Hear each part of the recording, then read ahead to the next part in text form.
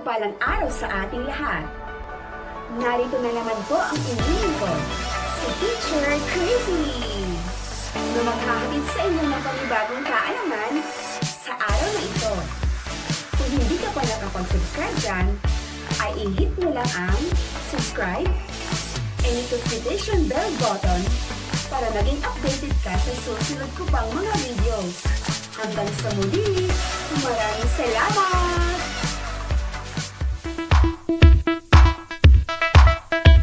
Isang mapagpalang araw sa ating lahat.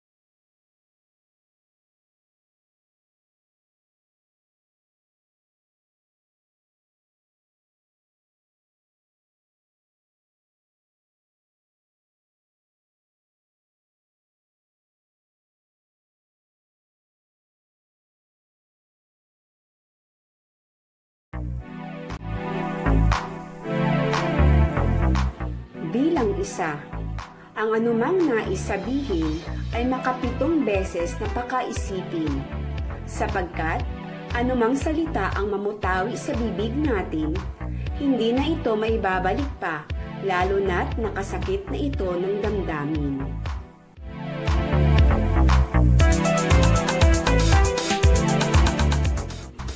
Bilang dalawa, karapatan ng bawat tao, bata man o matanda, na magpahayag ng kanyang mga kaisipan, opinyon at pananaw, kahit na ito ay taliwas o hindi katulad ng opinyon o pananaw ng ibang tao. Kailangan na maging magalang sa pagtanggi sa lahat ng pagkakataon. Maaari tayong tumanggi sa isang kaisipan nang may paggalang pa rin sa ating kausap.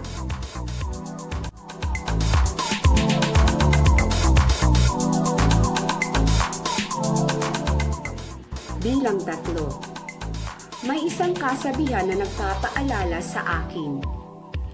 Mag-isip muna ng maraming beses bago magsalita.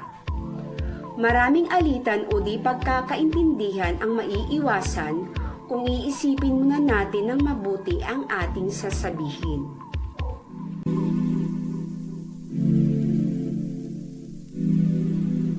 Ngayon ay ating basahin ang kwento sa ibaba. Ito ay may pamagat na ang mga pako sa pader.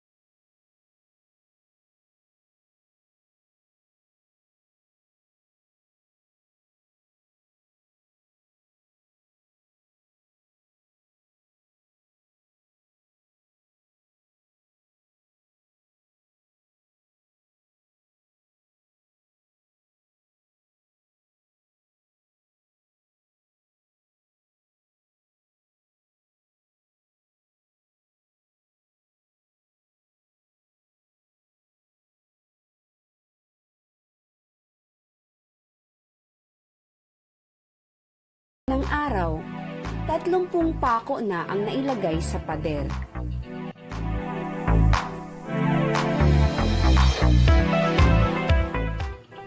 Habang tumatagal, natuklasan ng bata na mas madali palang pigilin na lamang ang kanyang galit kaysa magbuhat ng mabigat na martilyo at magpukpok na naman ng pako sa pader.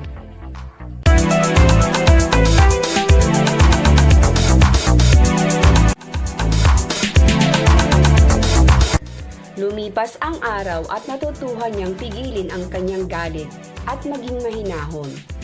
Kung noon, 30 pako ang nadagdag sa pader araw-araw, unti-unti itong nabawasan at naging 15, 10, 2, at 1 pako na lamang sa bawat araw. Dumating ang araw na hindi na nagalit ang bata ni isang beses.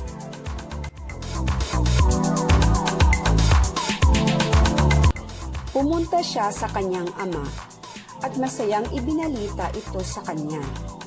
Pinuri siya ng kanyang ama at binigyan ng bagong gawain. Sa bawat araw na lumipas na hindi siya magagalit, magtatanggal siya ng 1 pako mula sa pader.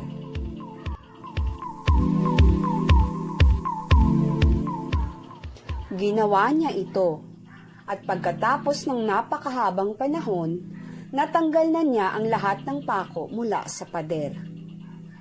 Ama, nagawa ko na po ang inyong iniutos.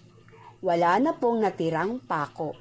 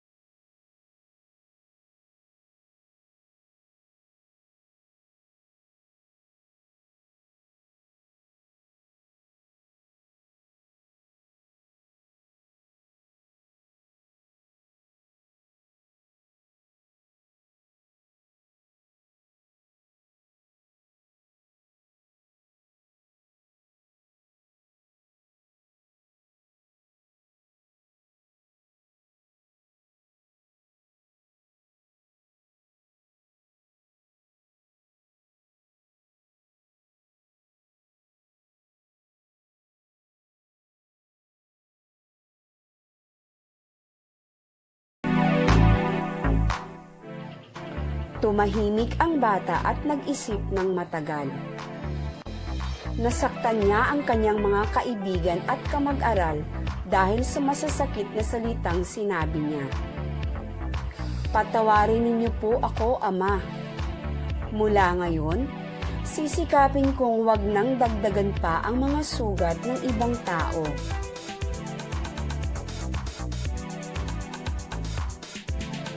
Ngayon ay gawin na natin ang gawain sa pagkatuto bilang isa. Panuto. Sagutin ang mga tanong. Isulat ang sagot sa iyong sagutang papel.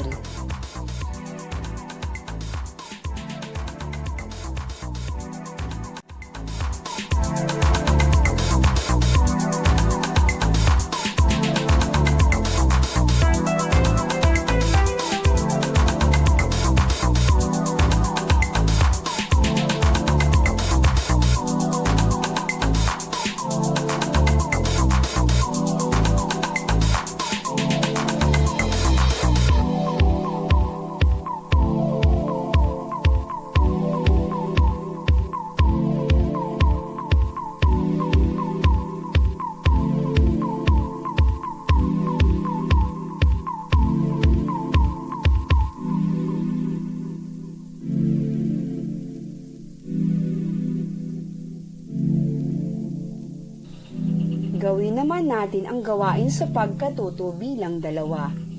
Panuto. Basahin at sagutin ang mga tanong. Isulat ang letra ng tamang sagot sa iyong sagutang papel.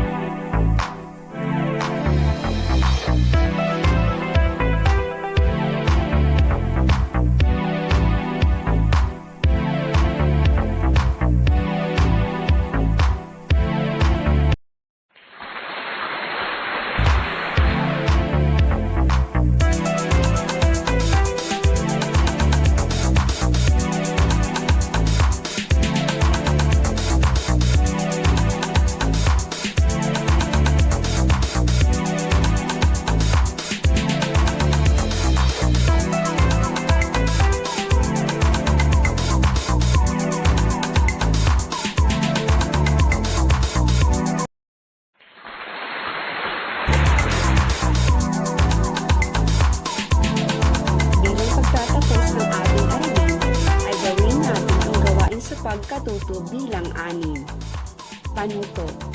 Punan ang padlang. Isulat ang sagot sa iyong sagutang papel.